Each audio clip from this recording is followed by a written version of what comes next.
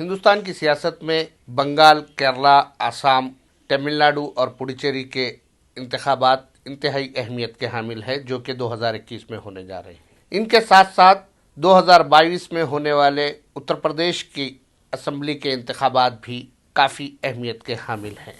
ہندوستانی سیاست میں ریاستی اسمبلیوں کے انتخابات عام طور پر مرکزی حکومت اور اپوزیشن جماعتوں کے ساتھ ساتھ علاقائی جماعتوں کے مابین ٹکراؤ کی صورتحال پیدا کرتے ہیں، لیکن اب جو انتخابات ہونے جا رہے ہیں وہ انتہائی دلچسپ ہو سکتے ہیں۔ آل انڈیا مجلس اتحاد المسلمین کے صدر بیرسٹر اسد الدین اویسی نے آج لکھنؤ میں او پی راج بھر سے ملاقات کرتے ہوئے ایک نئے اتحاد میں شامل ہونے کا اشارہ دیا ہے، بلکہ اس بات کا اعلان کیا ہے کہ وہ اتر پردیش اسمبلی انتخابات او پی راج بھر کے الائنس کے ساتھ جو پارٹیز ہیں وہ ساتھ میں لڑیں گے۔ ابھی جو آپ کے سامنے ہم دونوں بیٹھے ہیں اور سر کی لیڈرشپ میں ہم لوگ سب ساتھ کھڑے ہیں اور کام کریں گے۔ کیا لگتا ہے کہ بی جے پی کو ہرانے کے لیے یو پی میں ساری راجنیتک پارٹیوں کا ایک ہونا ضروری آپ کو نظر آتا ہے؟ ابھی تو ہم اپنی کوشش کر رہے ہیں، اس سوال کا جواب تو دوسری بڑی پارٹیوں کو دینا پڑے گا۔ اسد الدین اویسی اس بات کا جائزہ بھی لے رہے ہیں کہ مغربی بنگال کے انتخابات میں ان کی پارٹی حصہ لے گی یا نہیں۔ پچھلے 2 دن سے یہ باتیں سامنے آ رہی تھی کہ تمل ناڈو میں مجلس کملا ہاسن کی پارٹی کے ساتھ انتخابی مفاہمت کرے گی۔ مجلس نے پہلے ہی اعلان کر دیا ہے کہ کیرلا اور آسام میں مجلس نہیں جائے گی، لیکن اتر پردیش کے دورے نے جو سیاسی ہلچل پیدا کی ہے اس کے بعد دوبارہ مجلس پر الزام عائد کیا جانے لگا ہے کہ وہ بی جے پی کی بی ٹیم کے طور پر کام کر رہی ہے۔ چیف منسٹر مغربی بنگال ممتا بنرجی نے آج کھلے الفاظ میں کہا کہ بھارتیہ جنتا پارٹی کروڑہا روپے خرچ کرتے ہوئے مجلس کو بنگال میں انٹروڈیوس کروا رہی ہے۔ مجلس انتخابات میں بی جے پی کے ایما پر انتخابات میں حصہ لے رہی ہے۔ بنرجی نے کہا کہ AMIM آپ پر آروپ لگایا کہ پیسے لے کر الپ سنکھیک ووٹ بانٹتے ہیں۔ دیکھیے، ممتا بنرجی نے اٹل بہاری واجپئی بی جے پی کی تائید کی، وہ این ڈی اے کا حصہ رہی، گجرات میں اتنا بڑا فساد ہوا۔ اب ممتا بنرجی اگر یہ کہہ رہی ہیں تو ممتا بنرجی کو اب تک سابقہ پڑا ہے میر جعفر اور میر صادق سے۔ ممتا بنرجی کو ایک اچھے مسلمان سے ابھی تک سابقہ نہیں پڑا، وہ پڑ جائے گا۔ اگر وہ یہ کہہ رہی ہیں دولت ملی ہے تو بھائی اسد الدین اویسی کو کوئی اتنا بڑا آدمی پیدا نہیں ہوا دنیا میں جو دولت کی بنا پہ خرید سکے، تو یہ ان کا یہ الزام بے بنیاد ہے اور یہ بوکھلاہٹ کا شکار ہو چکی ہے۔ ممتا بنرجی کو فکر کرنی چاہیے اپنے گھر کی۔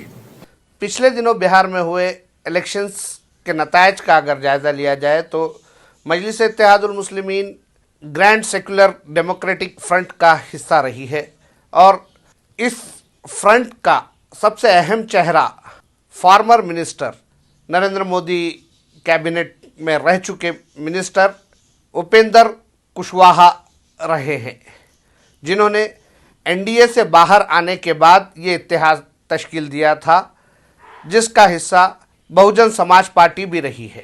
یہ اتفاق کی بات ہے کہ آج اتر پردیش میں اسد الدین اویسی نے او پی راج بھر سے ملاقات کی ہے، جو کہ اتر پردیش میں بھاگیداری سنکلپ مورچہ تشکیل دیے اتحادیوں کی تلاش میں مصروف تھے۔ اسد الدین اویسی سے ملاقات کے بعد انہوں نے یہ واضح کیا کہ بھاگیداری سنکلپ مورچہ کا حصہ مجلس اتحاد المسلمین 2022 اتر پردیش الیکشنز میں رہے گی۔ یہ بات صاف نہیں ہوئی ہے کہ اتر پردیش میں بہوجن سماج پارٹی کیا اس اتحاد کا حصہ بنے گی یا نہیں، جبکہ بہار میں اوم پرکاش اور مایاوتی دونوں کی سیاسی جماعتیں جی ایس ڈی ایف کا حصہ رہی ہیں۔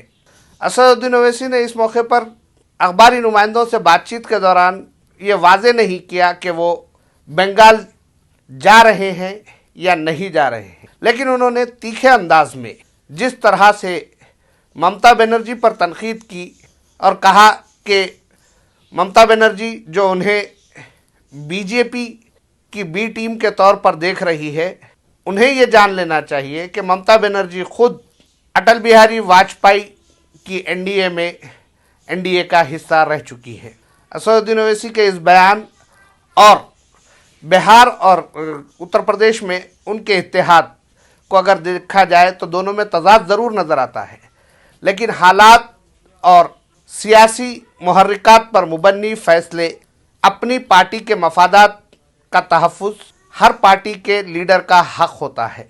शायद वो इसी हक़ का इस्तेमाल करते हुए बीजेपी एनडीए से निकले हुए पॉलिटिकल लीडर्स का अपनी सियासी क़ुव्वत में इजाफे के लिए इस्तेमाल कर रहे हैं।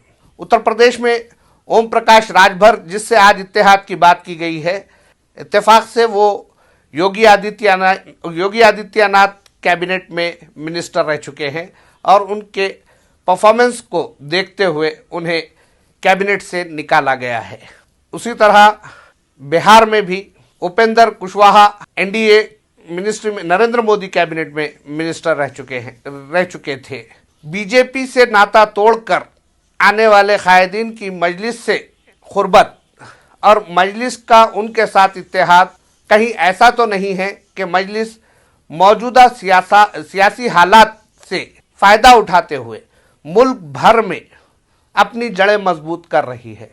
तमिलनाडु में अगर कमला हासन के साथ मजलिस का इत्तेहाद होता है तो मुमकिन है तमिलनाडु में भी बाज़ मकामात पर मजलिस को कामयाबी हासिल हो सकती है। लेकिन क्या मगरबी बंगाल में मजलिस वाकई इंतखाबात में हिस्सा लेगी? इस बात पर हर गोशे से सवाल खड़े किए जा रहे हैं। हम आपको बता दें कि यकीनन मगरबी बंगाल के इंतखाबात में मजलिस इत्तेहादुल मुस्लिमीन हिस्सा लेने वाली है और वो हिस्सा लेगी, लेकिन किसी इत्तेहाद के बगैर। आपको याद होना चाहिए कि मजलिस के नेशनल स्पोक पर्सन ने अपने एक ट्विटर मैसेज के ज़रिए ममता बनर्जी को ऑफ़र की थी कि वो मजलिस इत्तेहादुल मुस्लिमीन के साथ अलायंस करें और दोनों अलायंस में इंतखाबात में हिस्सा लेंगे ताकि बीजेपी को रोका जा सके। मजलिस की ये हिकमत अमली, तृणमूल कांग्रेस के इल्ज़ाम, भारतीय जनता पार्टी का फ़ायदा, ये सब अपनी जगह है, लेकिन ज़मीनी हकीकत ये है कि मजलिस बिहार में जीएसडीएफ के तमाम सियासी जमातों को नुकसान होने के बावजूद अपने वजूद को बरकरार रखने में कामयाब हुई है। इसी तरह अब ये देखा जा रहा है कि मगरबी बंगाल के मुस्लिम अक्सरियती इलाक़ों के साथ साथ उत्तर प्रदेश और तमिलनाडु के मुस्लिम अक्सरियती इलाक़ों में भी मजलिस की कामयाबी के इम्कानात वाज़े होने लगे हैं। पॉलिटिकल एनालिसिस का कहना है कि अगर मजलिस को मगरबी बंगाल, उत्तर प्रदेश, तमिलनाडु के अलावा दीगर रियासतों में जहाँ कहीं वो इंतखाबात में हिस्सा ले रहे हैं कामयाबी हासिल होती है, तो ये मुल्क में majority versus minority voting pattern शुरू हो जाएगा, जो कि जमहूरियत के लिए ठीक नहीं है। लेकिन ऐसे में सेकुलर इक़्तिदार के तहफ़्फ़ुज़ की जिम्मेदारी किस पर आयद होती है? अगर दोनों ही बीजेपी हो या मजलिस हो, दोनों ही सेकुलर नहीं है, तो मुल्क के सेकुलर ढांचे के तहफ़्फ़ुज़ की जिम्मेदारी किस पर आयद होती है? गुज़िश्ता 70 साल से हिंदुस्तान की आज़ादी के बाद से अगर इस बात का जायज़ा लिया जाए तो किसी सियासी जमात ने सेकुलर इक़्तिदार का तहफ़्फ़ुज़ नहीं किया, बल्कि हमेशा ही हिंदुस्तानी अवाम ने सेकुलर इक़्तिदार का तहफ़्फ़ुज़ करते हुए मुल्क के सेकुलरिज़म, फ़िरक़ावाराना हमाहंगी, कौमी एकजहती को बरकरार रखने में बड़ा अहम रोल अदा किया है। सियासी जमातें अपने मफादात के लिए, अपने फ़ायदे के लिए, अपने फैलाव के लिए, अपनी ताकत में इजाफे के लिए किसी भी हद तक जा सकती हैं। इस बात से किसी भी सियासी जमात के कारकुन या अवाम किसी को इनकार नहीं है। याद रखिए, किसी भी सियासी जमात या क़ायद के इख्तलाफात या दोस्ताना मुस्तकिल नहीं होता, क्योंकि वो अपनी जमात, अपने और अपने राय दहिंदों के मफादात को नज़र में रखते हुए फ़ैसले किया करते हैं। अगर आवाम ये सोचती है कि जो लोग कांग्रेस में थे वो बीजेपी में कैसे चले गए, जो बीजेपी में थे वो कांग्रेस में कैसे जा रहे हैं, जिन लोगों का इत्तेहाद भारतीय जनता पार्टी के साथ था وہ کیسے مجلس کے ساتھ اتحاد کرنے لگے ہیں، یہ سب سیاسی ہتھ کنڈے ہیں۔ ان سیاسی جماعتوں کے کوئی نظریات نہیں ہوتے، بلکہ یہ اپنے سیاسی مفادات کو عزیز رکھتے ہوئے فیصلے کرتے ہیں۔ ایسے میں مجلس اتحاد المسلمین جو فیصلہ کر رہی ہے، جن لوگوں کے ساتھ اتحاد کر رہی ہے، اسے شبے کی نظر سے، شک کی نظر سے دیکھا جا رہا ہے، لیکن یہ بھی ایک حقیقت ہے کہ ان سے اتحاد کرتے ہوئے مجلس اپنی طاقت میں روز بروز اضافہ کرتی جا رہی ہے۔